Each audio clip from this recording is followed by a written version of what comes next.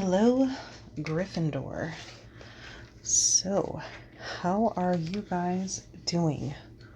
You guys are my last reading for the night, and I should have all of these readings up shortly after midnight tomorrow morning, being the 1st of May. Yes, I have been gone from doing this since December. Last year was just not the year to be channeling the energy of the collective. That was, oops, my mistake. Sorry, it's like 10:30 and I'm starting to get a little delirious here. Well, technical difficulties and whatnot, but who cares? Anyways, guys, this is my super deck.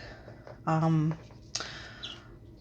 added a lot more cards to it than what I originally started out with. I will put a link in the description of the video below to a playlist that contains flip-throughs of all of the cards that I actually use. I am still using as a clarifier the Harry Potter Tarot. Okay. For this reading today, I'm going to attempt to pull just 4 cards. I'm trying to go gentle on myself and kind of get back into doing this. I have not been reading cards for quite some time. Matter of fact, I only kind of just got back into cards. Well, reading them, trying to read them just past couple weeks in anticipation of feeling that this is what I was going to be doing again. And I'm actually really excited to be back doing this. I am loving the first 3 messages that we got. I've got good feelings about it. At least with being able to feel something. That's kind of nice. Anyway, so what I'm going to do is I've already shuffled both sets of cards. I'm not going to shuffle them on camera because that's just way too loud. But what I'm going to do is what I did with the last 3 readings is I'm going to just randomly cut the deck in half and select one of those halves to pull your reading from. And I'm going to go right. I'm going to go right because I feel like maybe I should have gone right with the last reading. But no, that's not right. That's not true. You know, I went right with Hufflepuff, I went left with Slytherin, and then I went left again with Ravenclaw. But then with Ravenclaw, it was like, what is going on? So I ended up pulling more cards, and this time I pulled them from the deck of cards that had been put on the right side that I didn't pull from. That has nothing to do with you. That's just what happened with Ravenclaw. Anyways, okay, guys. So let's crack on with this, okay? Let's see what is in store for you. Starting off with Nagini and Fang. Both of them. How funny. Nagini has fangs, and Fang does. I mean, I guess he kind of does, right?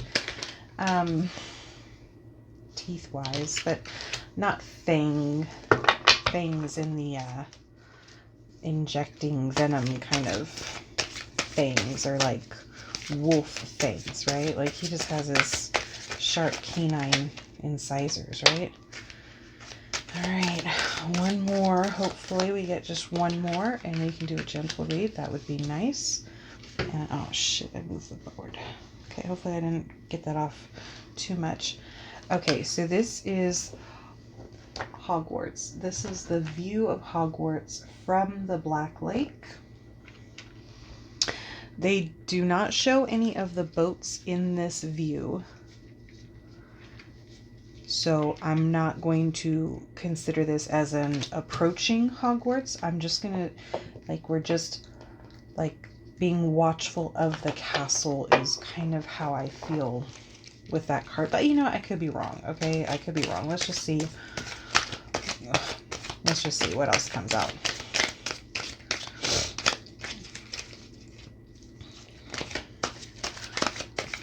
Going for one. Oh. Vardy. Okay.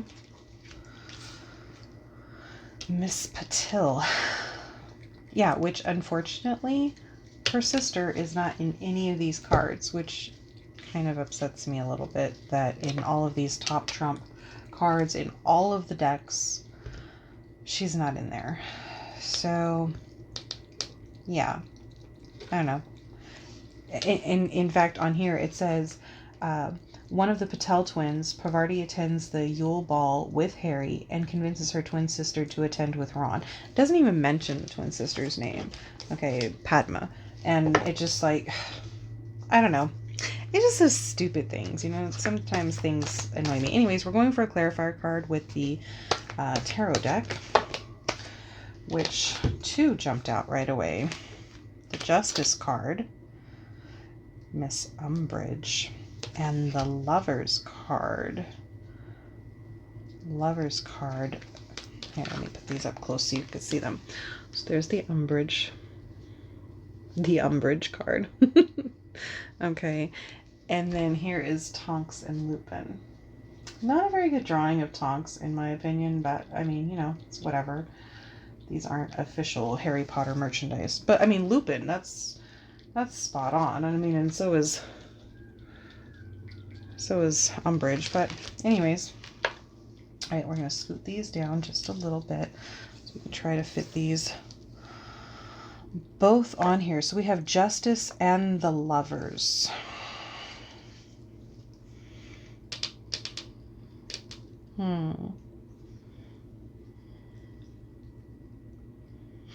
The fact that they chose them, I mean, okay,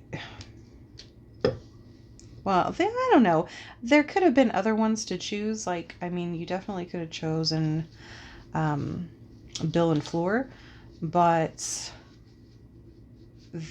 by choosing Tonks and Lupin, like, that's like a condemning them. You know what I mean? Like, that's,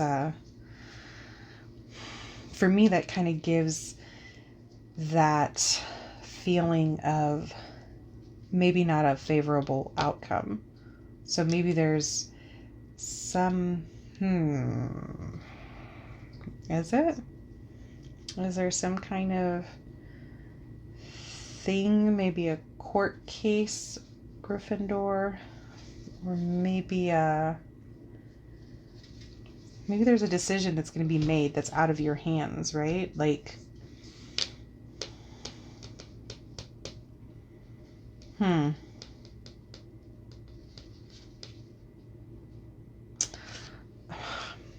trying to see how Nick fits into this.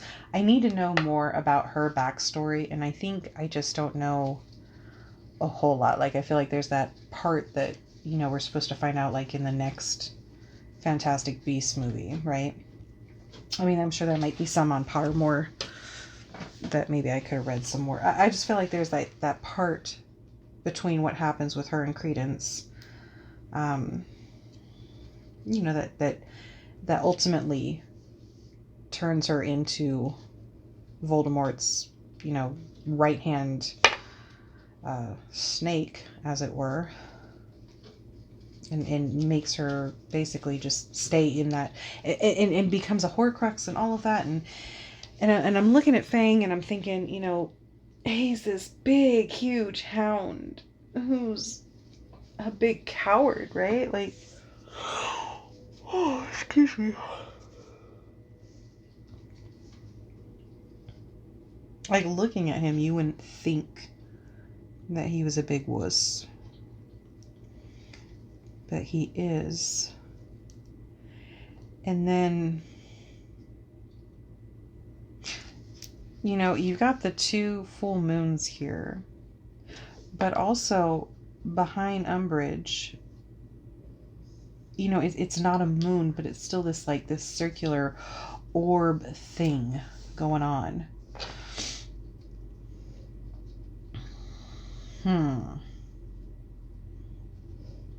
I feel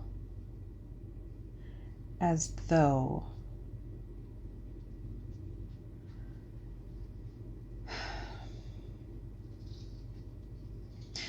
I feel as though you are on a path that, okay, I forget what this is called.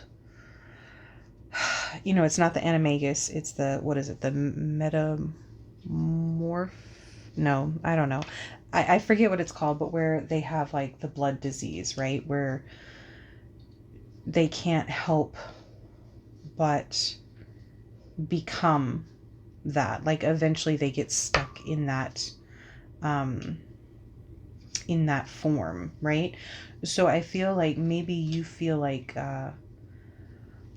either this feeling of like you need to shed your skin, but more so I'm feeling like you are on this path to become something.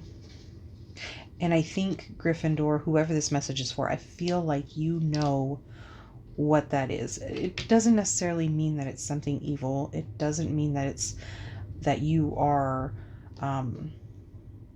being controlled, okay? I just feel like there's something that you were meant to do. There's something you were meant to be. You know, a lot of people don't believe in fate or destiny or all that kinds of stuff. I think there's a lot of things within our nature that's already predetermined. And I feel like you are on a predetermined path of something that you're supposed to become, but you are scared. And you're just, I feel like you're on the outside of this situation. And like you can, oh no, I feel like you can see the big picture. Where does she fit into this? So I feel like, okay, if I took her out of it, give me a second to think about her. I feel like you are meant to become something. And I'm not talking about meant to become the Horcrux, okay? And I'm not meant to talk, I don't mean about, you know, serving Voldemort in any capacity, okay? I'm just, something that's just in your blood, okay? Like, something as simple as, you know, DNA says that you are going to stop growing at 6'2.5", given the correct parameters of diet and space and exercise, whatever, that's your potential for your DNA. Stupid example, but like, just stay with me there, okay? So I feel like this is something that you are already I mean, personally, I think it's something deeper than that. Personally, I think it's something very much at your core, but you know, this is a general reading. And I feel like, again, like you're scared, but you're trying to look at the big picture, and there's an outcome here that maybe it is filled with love, some hesitancy, some reluctancy, something that's very transformational. Very transformational. Fuck it. If anything, they represent so much transformation, right? Lupin, the werewolf. Okay, she's the. Okay, so she's the metamorph, isn't? And then, but that's not this. They're not this. Okay. Anyways, right? And she turns, right? She can change her whole appearance, and then she's pregnant, and that is very transformational, right? Like, here's a pairing that is more than a pairing. It's a creation, right? So something right now is in the balance. And I guess in some respect, the simple fact that her sister isn't even in the cards almost feels like that in itself is a sign, right? Like, because she's the one that like really goes out of her way to be like, hey Harry, hey, right? Like, she's the little instigator, right? She's the more I don't want to say aggressive one, but the more straightforward one, right?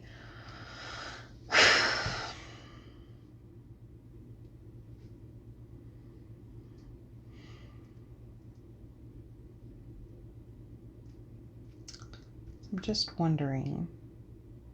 I mean, I hate Umbridge. I really hate her. Who doesn't? You know, and she's just, she's very against progress. Whereas here, progress is happening regardless, right? Like, I got it. I finally got it, right? Harry didn't know who the hell to go to the damn ball with, right? He had finally attempted to go and ask Cho.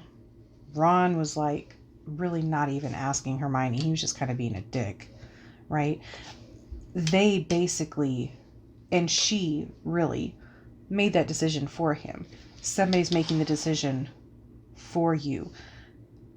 She made the decision to, you know, go after him and be like, no, I love you. We're going to be together. And he was like, no, no, no. I feel like there's a very feminine force that is making a decision for you. A lot of feminine energy. You know, and you've got the water here as well. So maybe there's just that little part of you, well, the big part of you, that's really scared of whatever this big picture is, because somebody or something, some feminine road, I don't mean woman, I don't mean any kind of like sexually girl, okay, biologically girl, or girl in any kind of, I don't mean that. I don't mean female. I just mean that feminine energy, that softer energy, that soft transformational energy. For you to get to this big picture that you're scared of, you need to lean hard into that feminine energy. You're gonna feel it. You might not like it. It might be uncomfortable, but damn it, it's exactly what you need. Fuck, that took so long to get to. Okay, so overall message there, guys, is you're coming up on a transformation and you need to lean into that feminine energy. That way you can get to whatever it is that you're meant to do, whatever it is you're meant to be. Okay? Okay, Gryffindor. Somehow you guys are always my longest one. It's probably because I leave you guys for last. But I think it's because you guys are my direct opposite. I'm Slytherin. And strangely enough, my husband is Gryffindor. And we make it work. How, I'm not sure sometimes. But yes, lean into that feminine energy, Gryffindor. Right now, that's what you need to do. Okay? Whew. All right, guys. Until next week, be good to yourselves, and I love you. Bye.